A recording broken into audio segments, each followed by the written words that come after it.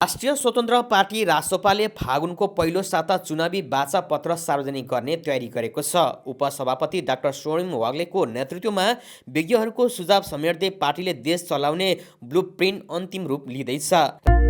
गुणस्तरीय स्वास्थ्य सेवाको लागि आम नागरिकको भरोसाको केन्द्र जीवन विकास सामुदायिक अस्पताल। रासोपाको बाचापत्र 5वटा मूल पिलरमा उभिएको छ। पहिलो, भ्रष्टाचार न्यूनीकरण र सुशासन। दोस्रो, आर्थिक सुधारबाट सुरु हुने गतिशील अर्थतन्त्र। तेस्रो, निजी क्षेत्रले भोग्दै आएको नीतिगत र प्रशासनिक झन्झट हटाउने पहल। चौथो, सडक, ऊर्जा, सिँचाइ जस्ता पूर्वाधारको विकास र दिगो व्यवस्थापन। पाँचौं, महँगी नियन्त्रण र जीवनयापनमा सहज बनाउने योजना। बाचापत्रमा गैर आवासीय नेपाली एनआरएन का मुद्दा र वैदेशिक लगानी भित्र्याउने नीतिगत सुधार पनि समेटिने भएको छ। सरकार बनेपछि 100 दिनमा गर्ने 100 कामको स्पष्ट चेकलिस्ट समेत सार्वजनिक गर्ने रासोपाको तयारी रहेको छ।